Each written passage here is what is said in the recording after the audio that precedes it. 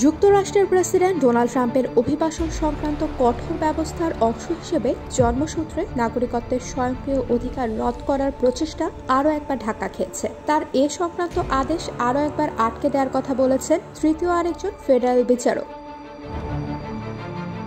গত সপ্তাহে সিয়াটল ও মেরিল্যান্ডের দুজন বিচারপতির পর নিউ হ্যাম্পশায়ারের ডিস্ট্রিক্ট বিচারপতি জোসেফ এন ল্যাপল্যান্ড গতকাল সোমবার একই ধরনের আদেশ দেওয়ার কথা বলেছেন। গত ২০ জানুয়ারি যুক্তরাষ্ট্রের প্রেসিডেন্ট হিসেবে শপথ গ্রহণের পর অবৈধভাবে বাস করা ব্যক্তিদের সন্তানের জন্মসূত্রে নাগরিকত্বের অধিকার রদ করতে নির্বাহী আদেশে স্বাক্ষর করেছিলেন president Donald Trump. American civil liberties ইউনিয়নের দায়ের করা এক মামলায় দাবি করা হয় ট্রাম্পের ওই নির্বাহী আদেশ সংবিধান লঙ্ঘন করছে এবং সংবিধানের অন্যতম গুরুত্বপূর্ণ মৌলিক মূল্যবোধকে পাল্টে দেওয়ার চেষ্টা করা হচ্ছে। ট্রাম্পের রিপাবলিকান প্রশাসন জোর দিয়ে বলেছে যুক্তরাষ্ট্রের নাগরিক নন এমন মা বাবার সন্তানেরা যুক্তরাষ্ট্রের এখতিয়ারের অধীন নয়, তাই তারা নাগরিকত্ব পাওয়ার অধিকারী নয়। এর আগে ট্রাম্পের নির্বাহী আদেশকে সিয়াটলের বিচারপতি বাধা দেওয়ার পর ট্রাম্প প্রশাসন রায়ের বিরুদ্ধে আপিল করছে।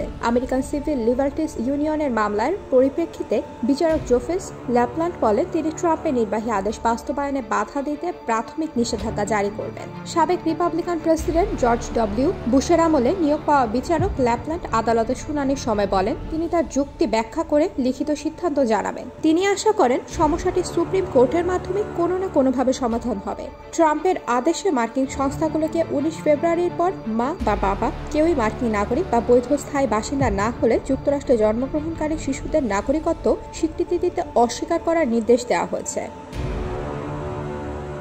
বিবিসির এক প্রতিবেদনে বলা হয় গত ২০ জানুয়ারি যুক্তরাষ্ট্রের প্রেসিডেন্টের দায়িত্ব নেওয়ার পর ট্রাম্প ইতোমধ্যে ২০০ জনের বেশি কর্মকর্তা কর্মচারীকে চাকরিচ্যুত করেছেন। ট্রাম্প লাখো সরকারি কর্মচারীকে আর্থিক সুবিধার বিনিময়ে স্বেচ্ছায় পদত্যাগের প্রস্তাব দিয়েছেন। তিনি মার্কিন সরকারের বৈচিত্র্য, ন্যায্যতা ও অন্তর্ভুক্তিমূলক কার্যক্রম বন্ধ করে দিয়েছেন। হোয়াইট হাউস ২০ লাখের বেশি ফেডারেল কর্মচারীদের পদত্যাগের প্রস্তাব দেয়। কেন্দ্রীয় সরকারের আকার কমানোর প্রচেষ্টার অংশ হিসেবে এই প্রস্তাব দেওয়া হয়, তবে একজন বিচারক সাময়িকভাবে ট্রাম্পের পরিকল্পনাটি স্থগিত করেছেন। ট্রাম্প তার প্রস্তাবে ফেডারেল কর্মীদের ৬ ফেব্রুয়ারির মধ্যে চাকরি ছেড়ে দেওয়ার বিনিময়ে ৮ মাসের বেতনের প্রস্তাব দিয়েছিলেন। হোয়াইট হাউসের দাবি ইতোমধ্যে ৪০,০০০-এর বেশি সরকারি কর্মচারী প্রস্তাবটি গ্রহণ করেছে।